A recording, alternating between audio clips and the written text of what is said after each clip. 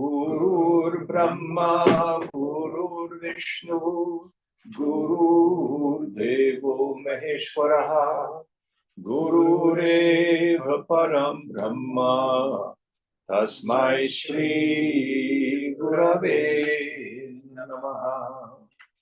Chinmayam Vyapyat Sarvam Trailokyam Sacharacharam Tatpadam Darshitam Yena Tasmai Shri Gurave Namaha. Tvameva Mata Cha Pita Tvameva Tvameva Bandhusya Sakha Tvameva Tvameva Vidya Dravitam Tvameva Tvameva Sarvam Mama Deva Deva Tvameva Sarvam Mama Deva Deva.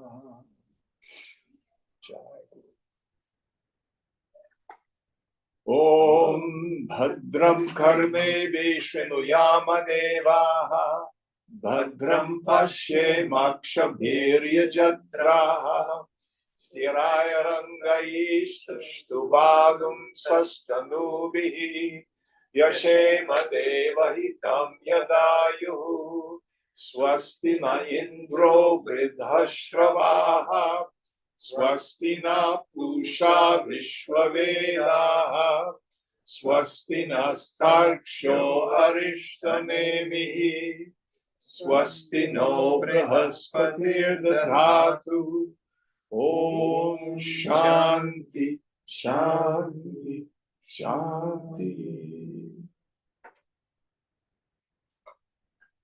Is that the sound system that made a big bang? Or was that outside? Outside. Okay. So we're in the third chapter. Where are we? Second section? Second section, I think the second verse. Page 1. First verse. First verse.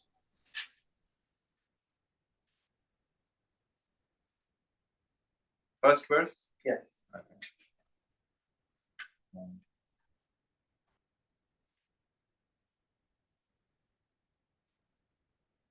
Page 139. Yes. Vedai tatparam brahmadhama yatra vishvam nihitam bhati shubhram upasate purusham ye yakkamaha te shukram etad itarvatanti dhiraha. The man of realization knows the radiant supreme Brahman to be him on whom the world is laid and is abode of the same.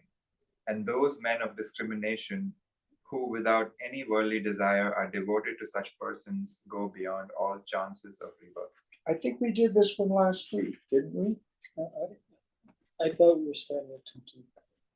I have a feeling that we did something very similar to this last week. Yeah, I'm pretty sure we did. So just to sum up very quickly,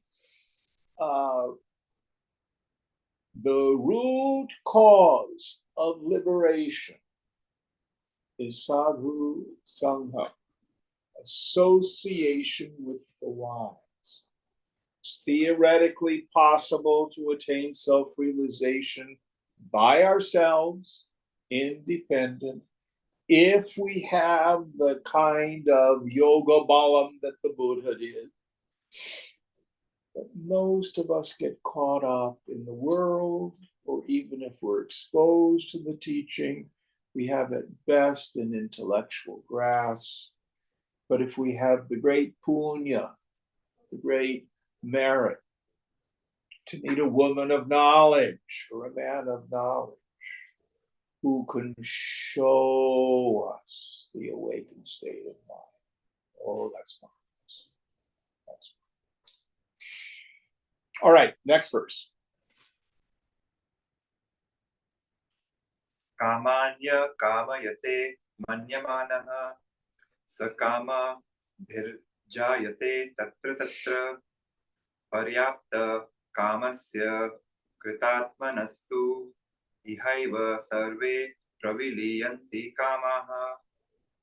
Whoever longs for objects of desire, brooding over them, they are born here and there for the fulfillment of those desires. But in the case of a seer whose longings have found their final consummation in the Atman and who has realized the self, his desires vanish even here in this life. Yes. So we cannot get rid of our desires by flipping a switch. Nor is it possible to do so as an act of willpower, out of an idea of being virtuous. Oh, I'm a spiritual human being, so I'm going to give up all my worldly desires. Doesn't work. In Gita, Krishna says the person who gets rid of their objects of desire but allows the desire to remain is verily a hypocrite.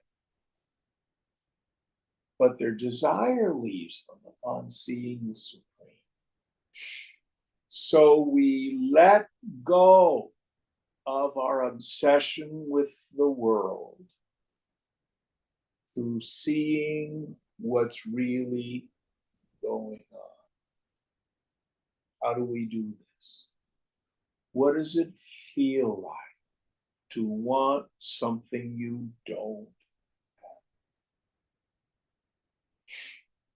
have? Now, yoga says, yes, we have physical pain. The humors get out of alignment, the body ages, etc. But that's not what torments most of us. Most of us are tormented by mind states. I don't have what I want.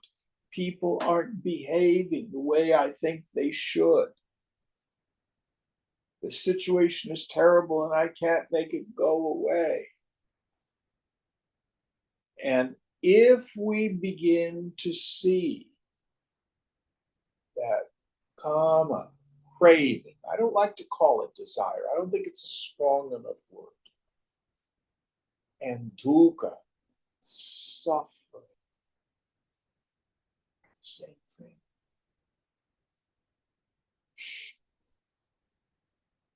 The Buddha, the first turning of the wheel of Dharma, Four Noble Truths. Life the way most of us live, it sucks. Where do you? Dukkha.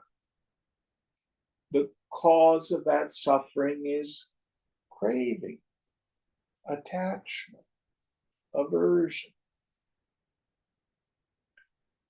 The cessation of the craving is the cessation of the suffering.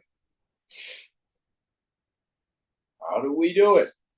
Well, we normally get what we want. When desire and object of desire become one, actually, for a moment, the craving disappears until another desire arises.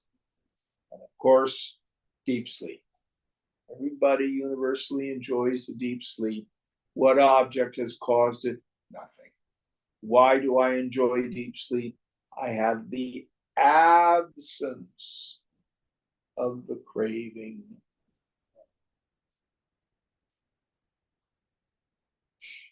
So how do we gain this insight?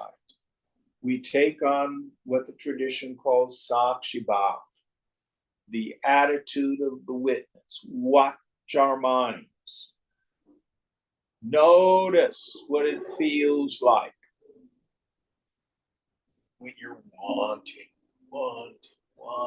It's so repetitive. It's so boring. It's so mechanical. Again, you all have heard me say this so many times. Who got upset this week?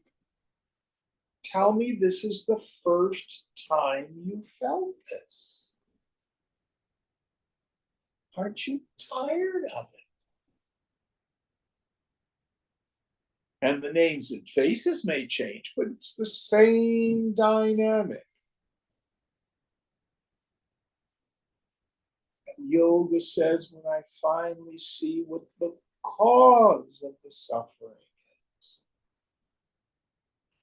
I can begin to develop the desire to be free from desire. Is that another desire? Yeah, but it's a desire that removes desire. I start to let some stuff go. And then the other piece of it, own your ananda. Desire and object of desire become one. I get a taste of my self nature.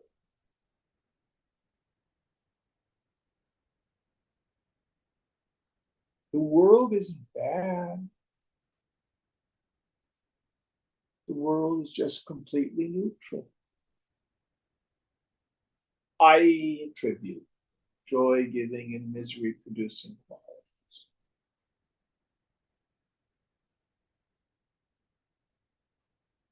It's always just a taste of my self nature.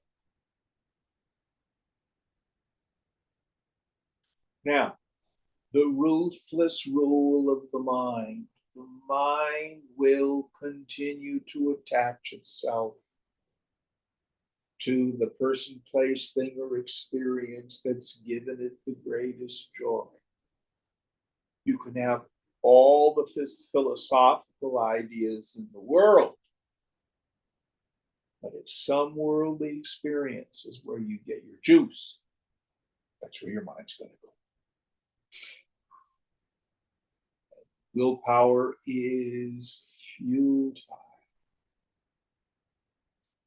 This is why, as well as the vairagya, developing mature detachment, abhyasa, practice. This is why meditation is so important. Because in time, you will begin to have objectless peace, objectless joy.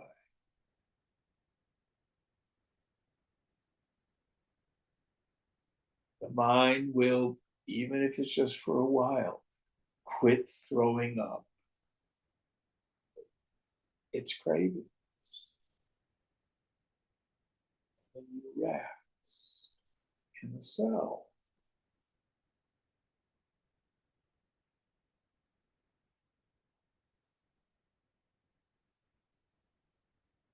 Why do I have this great peace? No objects causing it. I momentarily in the beginning got rid of the craving mind. Very interesting. Why? Because sukha, happiness, is my swabha. It's my own self nature.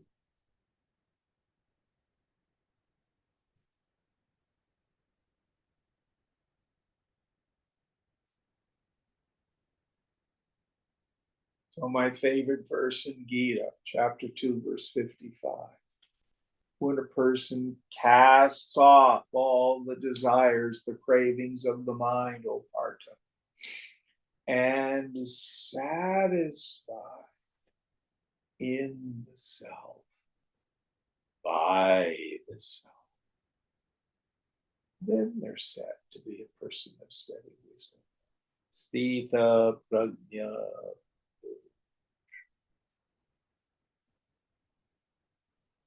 This is the essence of yoga. This is the essence of Vedanta.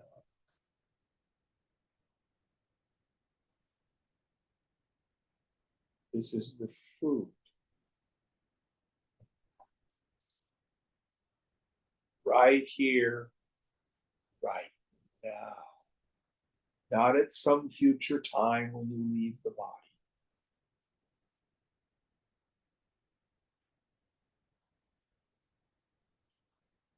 And as Krishna says in Gita, even a little of this knowledge frees us from great fear. If there's any worldly situation we find ourselves attached, I want the job, I want the promotion, I want the car, I want the house, I want the bank account. We can even begin to let go of it a little bit. Don't worry. Turn it over to God. It's all going to work out.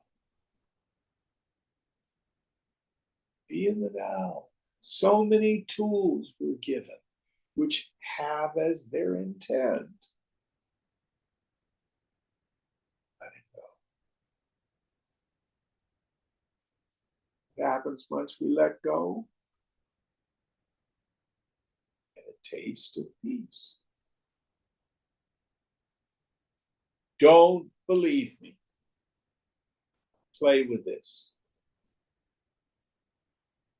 See whether or not it's true in the laboratory of your own direct experience. Any thoughts or questions? Next verse.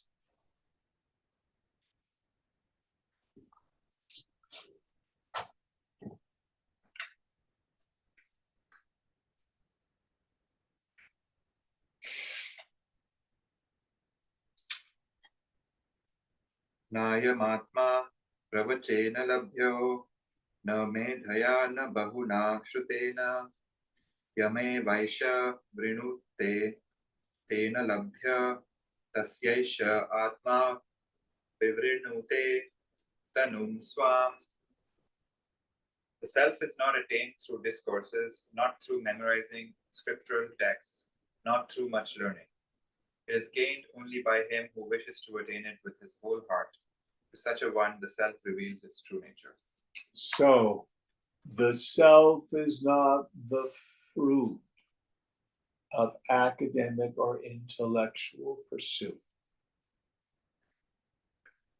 Shankara and Vivekachudamani has this wonderful expression. Without knowledge of the self, study of the scriptures is futile. Get lost in various commentaries, opinions, things like that, doing theology. With knowledge of the self, study of the scriptures is again futile.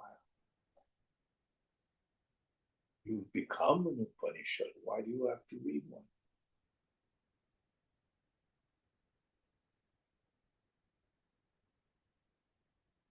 So what's the purpose of the scriptures? The scriptures are a Sec2, they're a bridge, whereby the vision of the teacher is transmitted to the student. So the scriptures give us how to practice, an indication of the path and the goal, properly instructed by a guru. But the fruits come driven by the engine of our mumukshutva, the burning desire for liberation. I tell people frequently, self-realization is not difficult. You don't have to have a high IQ. You don't have to study Sanskrit. You don't have to have a funny name. But it's very rare. Why is it rare? Because nobody wants it.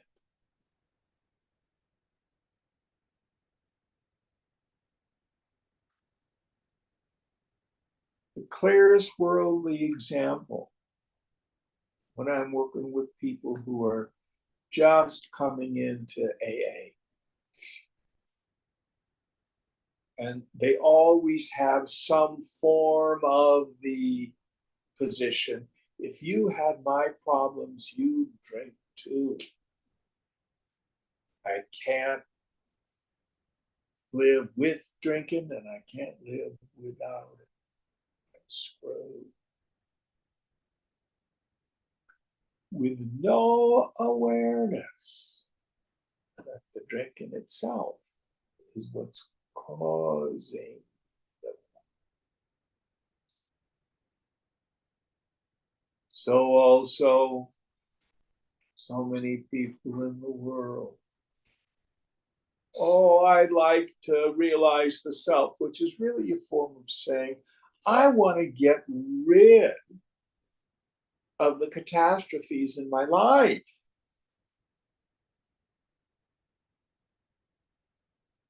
My relationship isn't working, my job isn't working, my finances aren't working, family isn't working.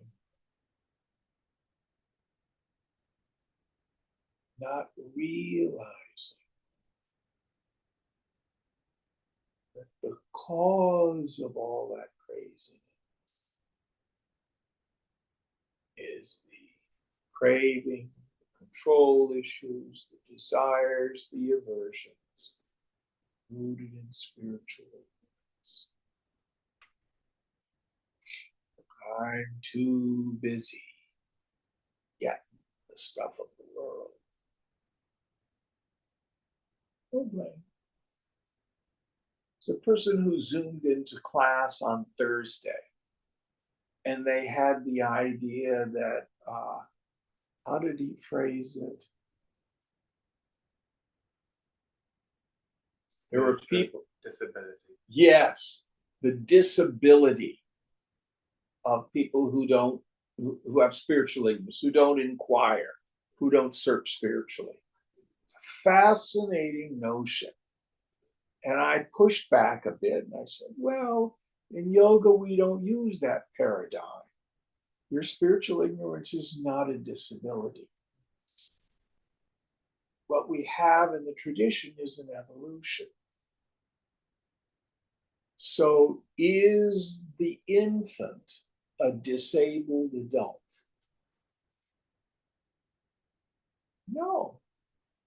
It's just a baby.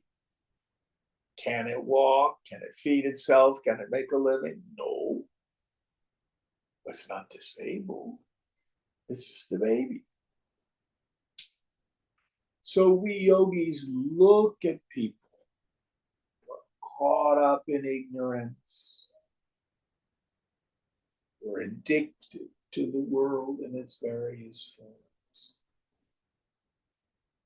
In time, they will come. But most people don't want the knowledge of the self, even if they think they do. No blame. In time, they will find the world just too little. Any thoughts on this?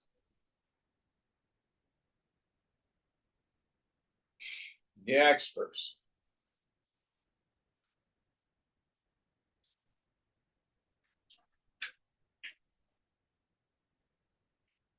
नायमात्मा बलहीनेन लभ्यो न च प्रमादात् तपसो व्याप्यलिङ्गात् एतैरूपायैर्यतते यस्तु विद्वान् तस्यैष आत्मा विशते Brahmadham.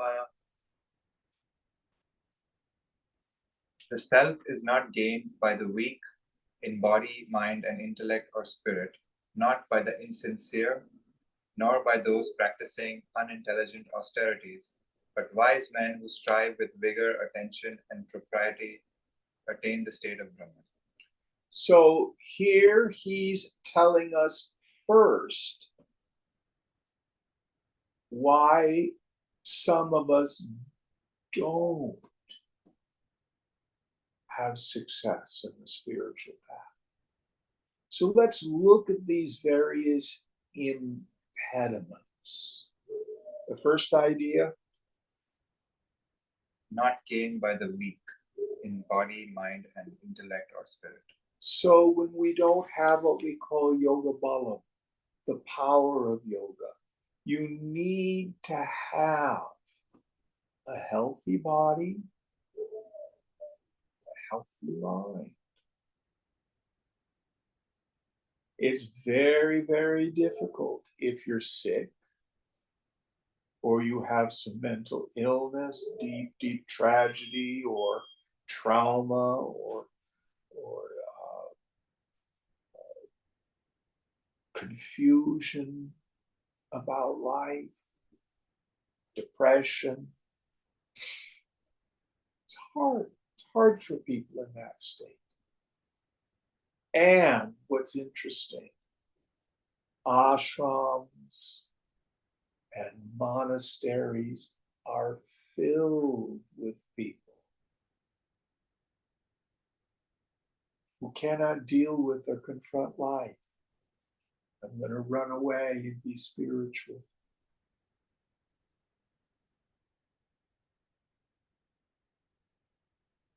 They want refuge from the world. No blame. But it takes an enormous amount of intention and courage. So, practically speaking, eat well, but moderately. Sleep well, moderately.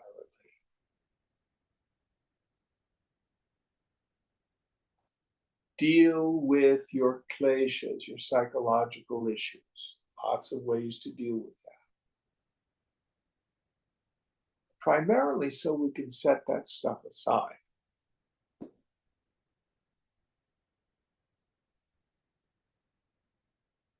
Pranayama will help with some of this. Next idea. Nor by the insincere. So many of us enter the spiritual life because we've been born into a particular caste and that's what we're supposed to do. It's interesting, it's transcultural. In aristocratic families in Europe, the oldest son would inherit the property. Daughters, of course, they're just married off to other families for alliances. But the second son might go into the military. The poor old third son, well, you're going into the church.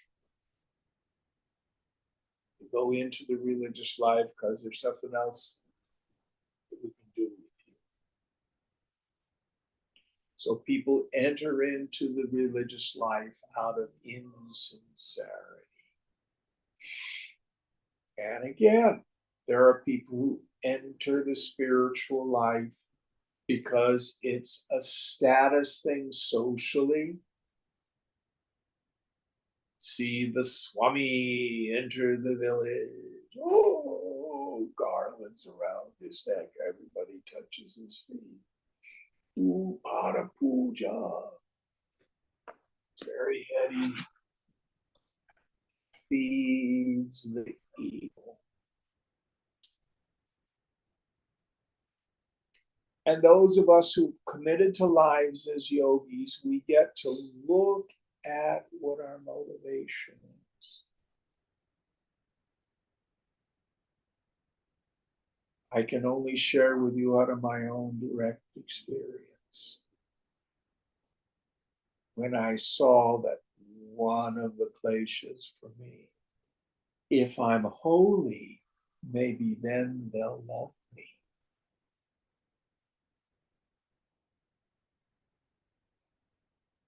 We get to see some of these deep, deep,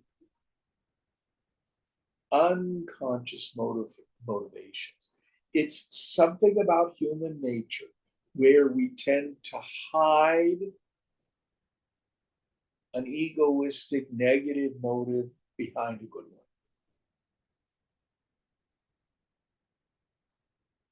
Why am I being charitable?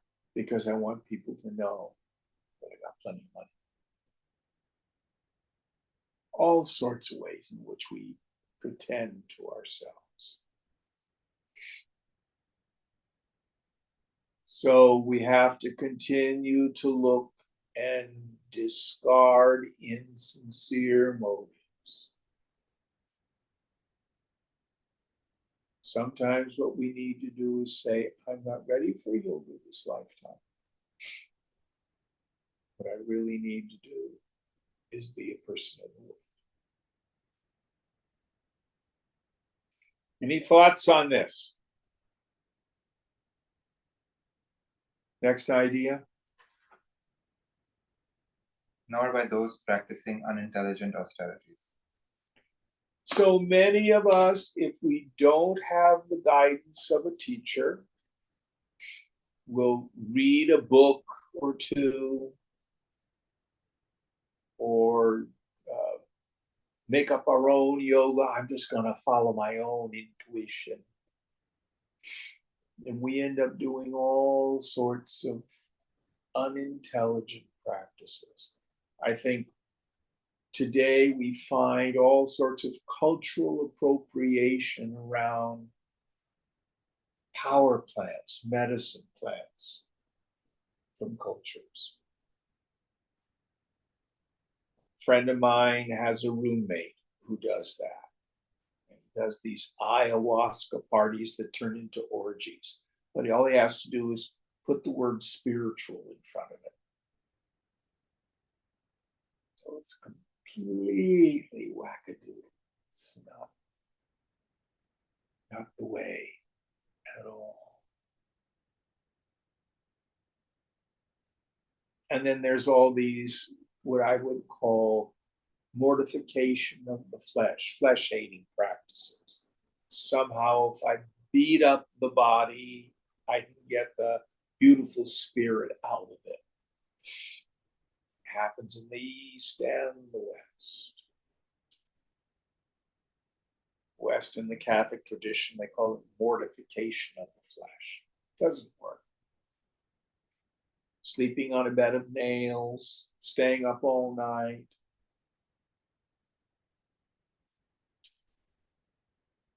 Inordinate fasting. There's unintelligent ways to do all that. We think we're going to get spiritual. Take the middle path, as the Buddha suggested. Any thoughts on this? Next idea. But wise men who strive with vigor. So now he's giving the opposite idea.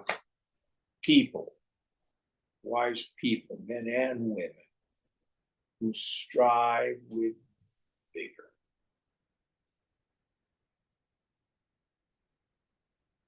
Yes, all of us flag in this work. We have the inspiration, we have the yoga balam to work really hard, and then in another day, it's okay. The beauty of yoga is it only works in the now. Can't use yesterday's practice. When you're able to practice again, you just start. No regret. So the corollary to vigor is steadfastness. Keep on keeping on. Next idea. Attention. Yeah. So it's not just 10 minutes in the morning and then I forget. What we need to do, many of us start from the standpoint, oh, I'm going to start the spiritual life, maybe learn to meditate so I can make my worldly life better. Oh, I do meditation after I do Pilates and before I get my massage. I'm not making this up. And then at some point, everything goes flip. And we find that Spirituality is not just another tool to make my worldly life better, but my worldly life is the place where I work out my spiritual life. Then everything in life becomes useful. We talked about this Sakshi Bhava, taking on the attitude of the witness. So you watch material come up during the day. Oh, look at the attachment I have to that. Oh, someone's praising me. Look at how my ego goes. Or I get upset or angry. Ah, look at that. Disturbance, attachment, identification, expectation. You're caught in traffic, opportunity to practice patience. Everything in life then becomes useful for practice. We're attentive. Spiritual life is not about making my worldly life better. My worldly life is the place where I do my work.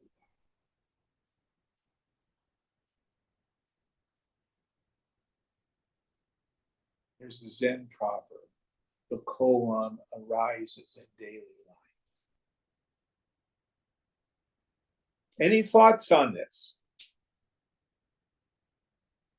Next idea.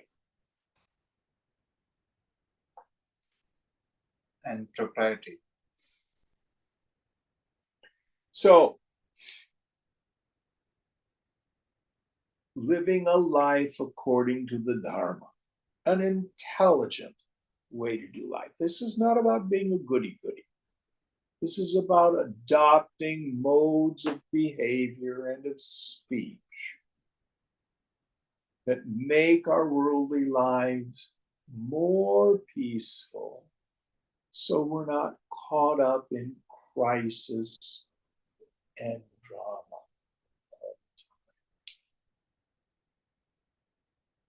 It's fascinating how there are certain people who find anger the engine for doing stuff. I think we have a particular politician who runs on anger. No. Other people, it's the adrenaline rush of risk.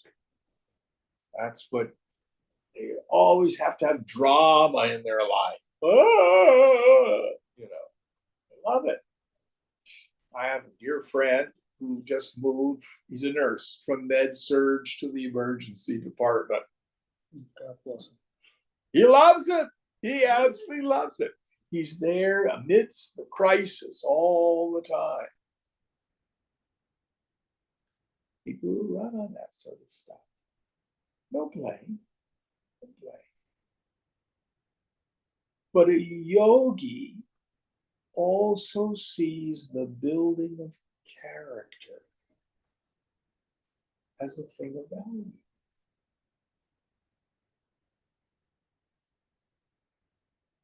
There was a woman in my choir. In fact, I heard her saying, "This is just the way I am, and you'll have to deal with it."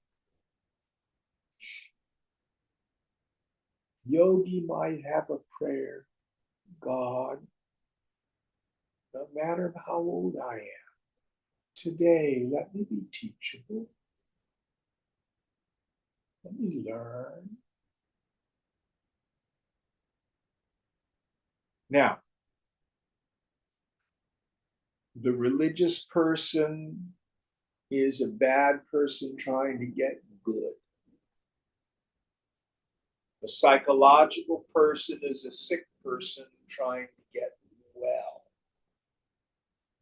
But the yogi practices what Swamiji called the art of man-making. I rephrase it now. The art of becoming truly humane, not just human.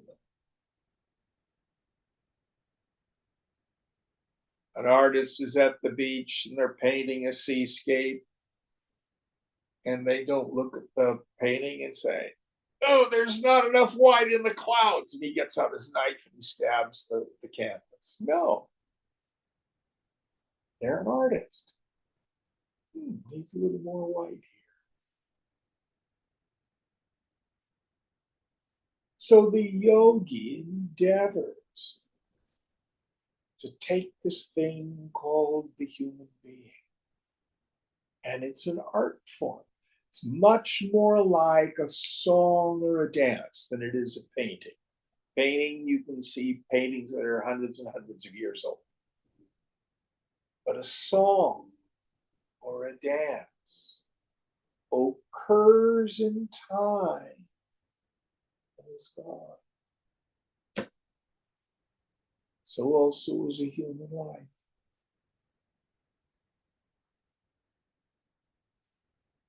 David and I are old enough to have this experience. It goes by so quickly. Yes.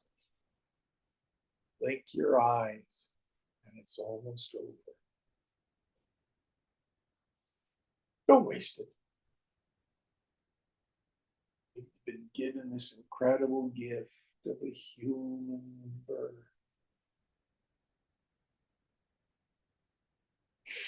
Do something with it. Do something with it. That doesn't mean you have to be famous.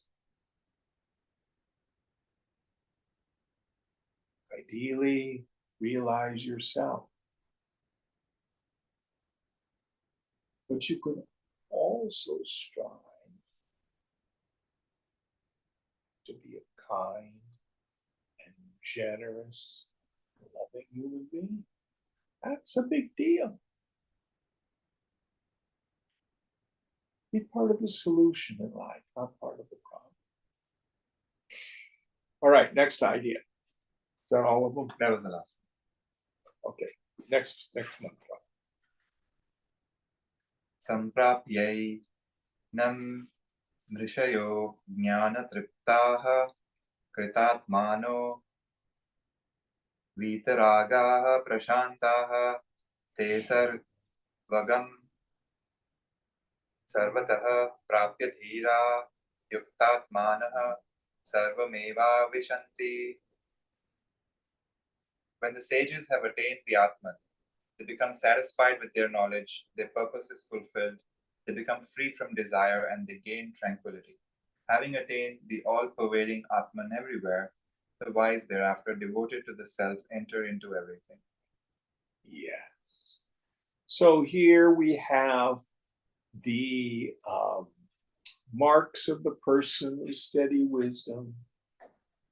What's the process? What are the fruits of this work? So let's parse it. So the first idea, They become satisfied with their knowledge.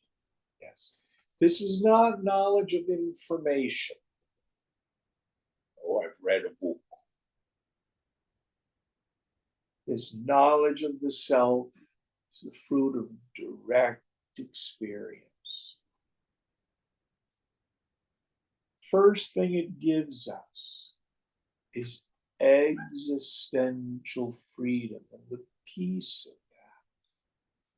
When I think I'm a person, I'm always dealing with protecting that sense of self, defending that sense of self, trying to have self-esteem. How am I doing? Am I okay? What do they think of me?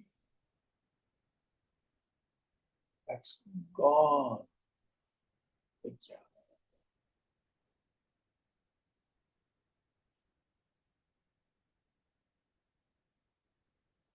Nothing is going to harm you.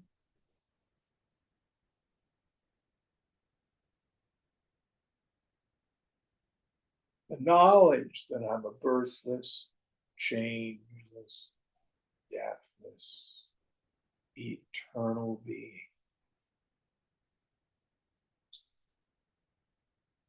obliterates the struggle with evil. And along with that is the direct experience. Now I know where happiness is. Happiness is not getting what I want. Happiness is who I am. What I'm looking for, I'm looking for. Next idea. Their purpose is fulfilled. Yes. What is the ultimate purpose of the human life? Why are you here? Are you here to be like the rest of the animals? Eat, drink, procreate? That's all there is to life.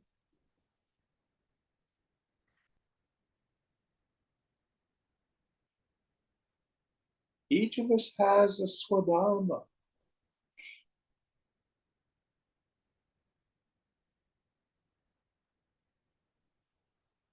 A worldly sense you have a purpose. Find it out and do it.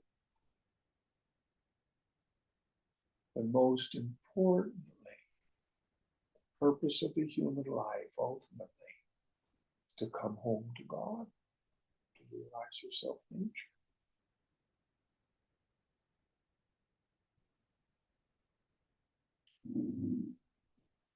One of the last things that Ram Dass said, which I thought was so beautiful.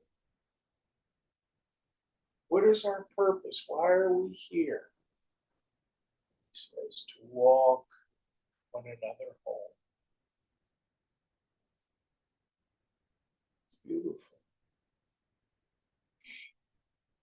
Fellow travelers, arm in arm, walking each other home to the infinite. Next idea. They become free from desire. Free from desire. Here I would say free from craving. You will always have your preferences. There's nothing wrong with that. What's the difference between a preference and an insistence? I have a preference. I prefer this to that, but if I don't get this, it's okay. Insistence is I must have it this way in order to be happy. So the Sthita Prajna Purusha, the person of steady wisdom, as Gita calls it, has a satisfaction that's independent of the world.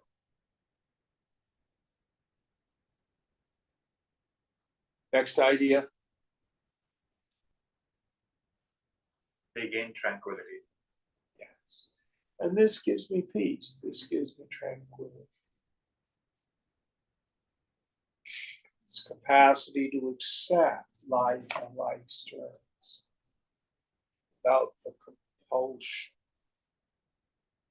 to have to fix it or change. Doesn't mean we don't work for justice, don't work for peace on earth. Of course you can do that.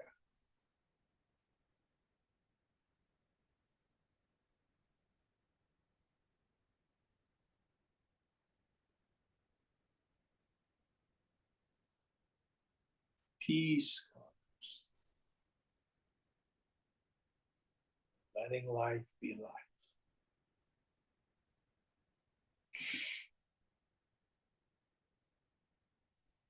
It's helpful perhaps to meditate on worldly facts like 99.9% of all species that have ever lived on the earth are extinct.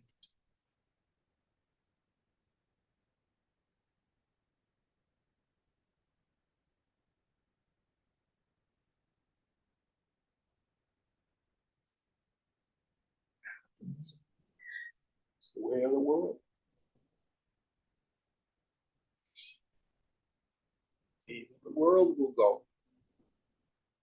The sun will go. nothing is permanent.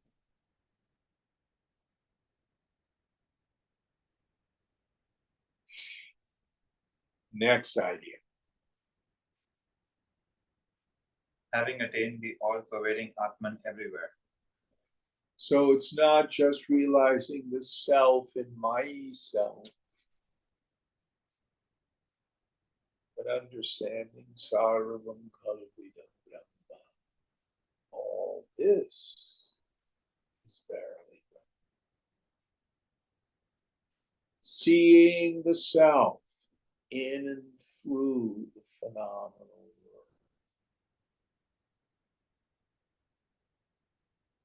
How do we do that? We have to dial down our compulsive reactivity to circumstances.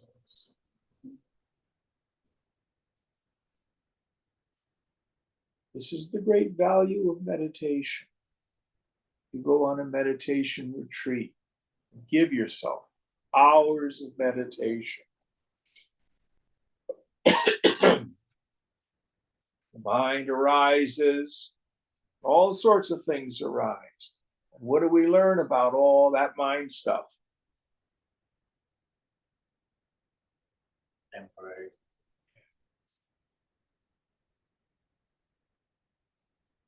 Comes and goes.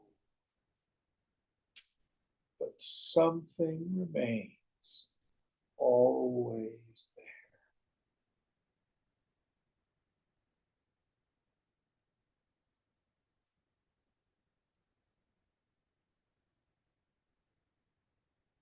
The yogi understands where this world has come from. Scriptures use the term sankalpena, by means of imagination. The infinite, by its Maya Shakti, imagines this world of name and form. And then I, by my own avidya, my own ignorance, project onto that world my likes and dislikes. Sarvamaya, Sarvavahana. That's all Maya, all bliss in the end. I was talking with someone earlier this morning who studied Buddhism, and I'm not quite sure where or how, but he's kind of rejected it because it feels nihilistic to him. It's all shunyata, it's all void. All void. There's no juice, there's no connection. And that's not the way of the Vedanta.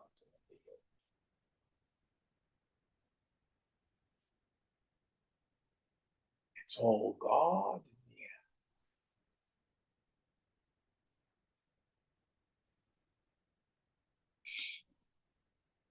end. I always think of St. Francis of Assisi, who had this sense of connectedness with everything. You know, the classic phrase, brother, sun, sister, moon.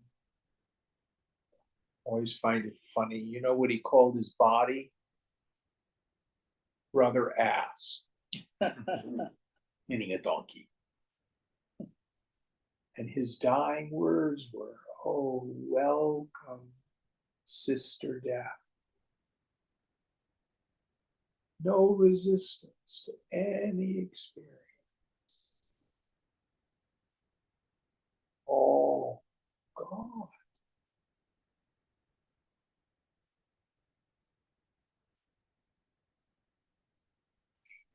Next idea. The wise thereafter devoted to the self enter into everything. So, devoted to the self. Having this divine vision of the self everywhere. Doesn't mean that you avoid the world. You go have a good meal and The joy that you experience in the good meal is the self. You listen to beautiful music. The joy that you experience with the beautiful music is the self. Everywhere is gone. Everywhere.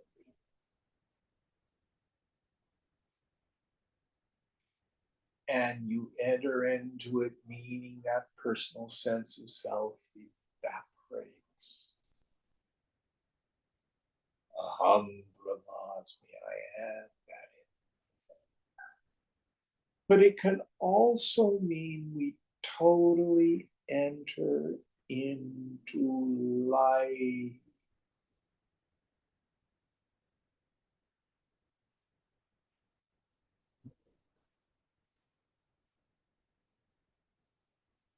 Yogi has the intensity of the direct experience of every moment. No expectation of what it should be.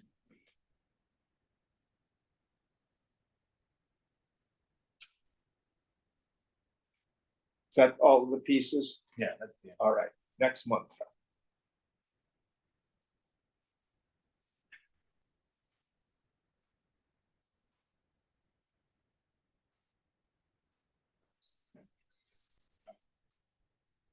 Vedanta Vijnanasu Nishchitartha Sanyasayogadhyataya Shuddhasattvaha Te Brahma Lokeshu Parantakale Paramritaha Parimuchanti Sarve.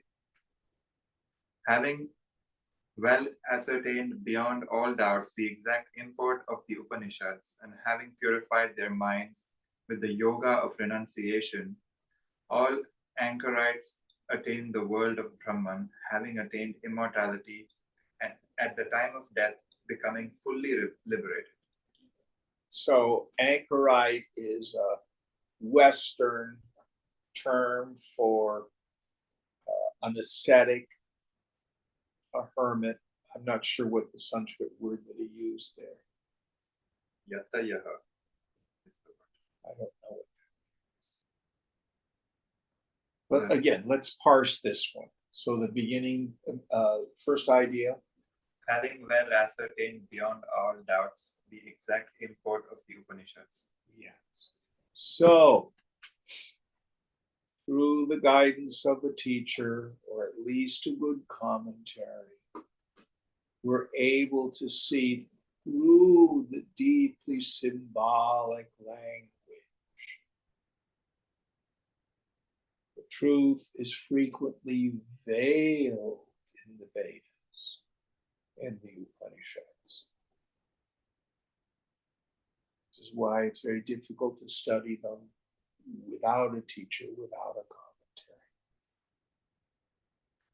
And it's not just having understood them, it's then practicing so that that becomes my direct experience.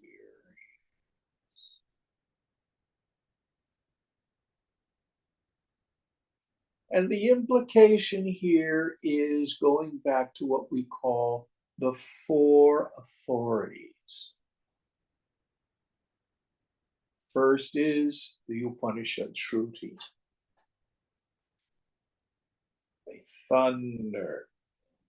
I am Atma, Brahma, the self is Brahman. Smriti, the recorded evidence of the avatars and the great saints and sages through time, who thunder, it's true, it's true, it's true. Your own logical reasoning. I like to say real spirituality is profound common sense. You really slow down and look at what's going on and reason. You'll come up with the same thing. And then four, in the white heat of your own meditation, you come to the direct experience, and it should line up with all the other three. This is the deeper meaning of the import of the essence of Vedanta. Next idea. Having purified their minds with the yoga of renunciation. Yes. So, what is it that makes it hard for us to realize the self? It's the agitated mind that obscures my self nature. What is the cause of the agitated mind? Attachment. So, what is Shankara's definition of vairagya? That desire, we don't achieve it overnight, to give up attachment to all experiences gained through the senses, identification with any personal sense of self, starting from the body up to and including the form of Brahman, the creator, meaning of a powerful person. All of it must go. The price for steady wisdom is complete renunciation.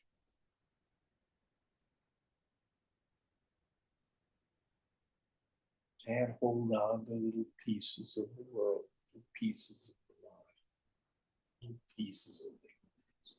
You can do what you want, but your wisdom won't be steady.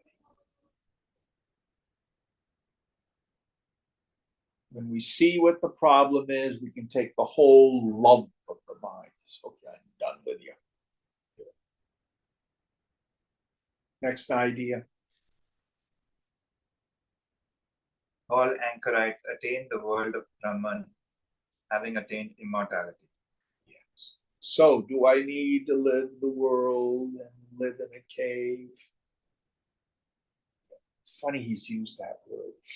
In medieval Europe, an anchorite was frequently living in a cell, was oftentimes attached to a church. What they would do is they would use mud brick, build this cell, and the anchorite would go inside, and they'd seal it up. All there was a little slit.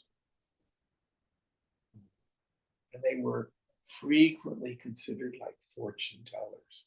People would come and talk to them through the slit. Oh, should my daughter marry this fellow? This kind of stuff. And food would be passed in. I don't know how anything got out. They would do this for decades. They'd live in these cells. I don't think that's necessarily what Swamiji means. So the idea here is you need to be a renunciate. The easier way is to go ahead and enter into a monastic tradition, but that's not the way for all of us. It's not the way for all of us. Inside, we need to be a sannyasi. What does that mean? All is mine to use, nothing is mine to own.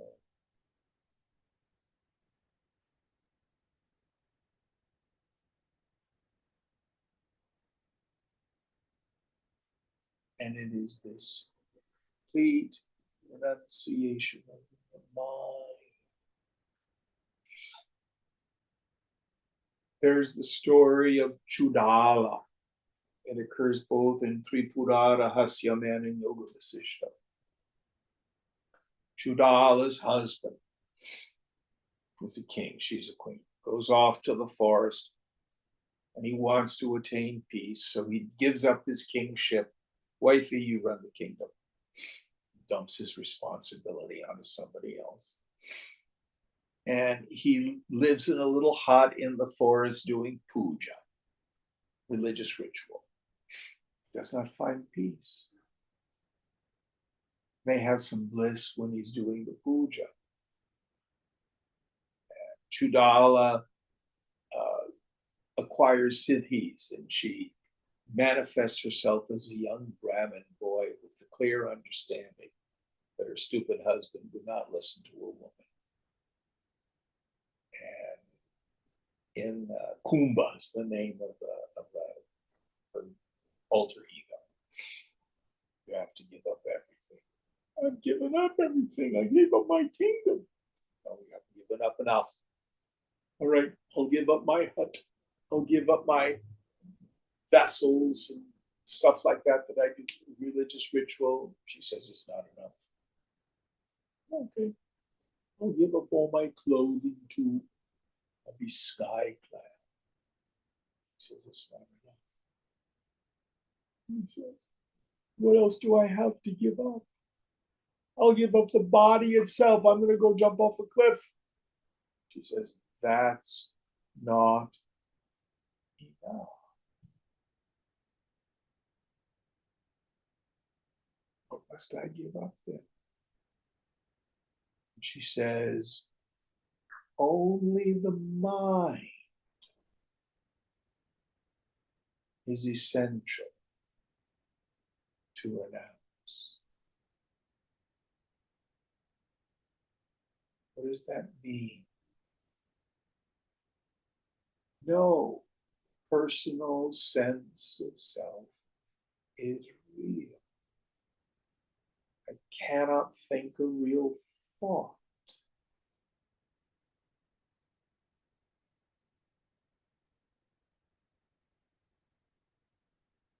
The mind itself commits psychic suicide. The mind itself quits believing itself.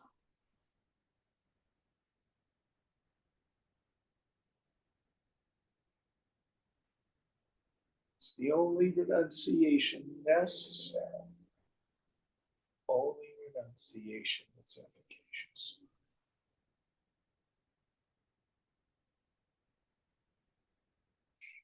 Any thoughts on this? Next idea. And at the time of death becomes fully liberated. So we can look at this in two ways. For the person in ignorance, the scriptures say when they die, the body goes to some loka for a while and then impelled by its desires takes up another body. But for the woman and the man of knowledge, that process is gone. But the deeper and more important meaning, the time of death, means the ending of the ego self.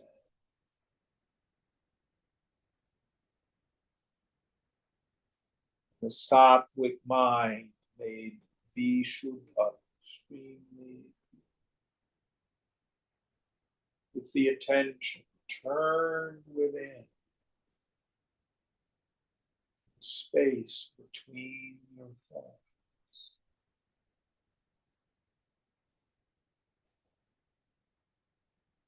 That is my essential nature. Koam, who am I?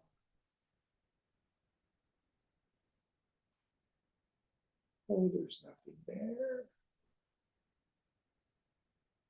The vast, empty space of pure awareness.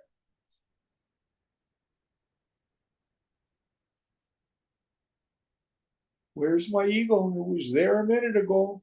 Gone. That's the death.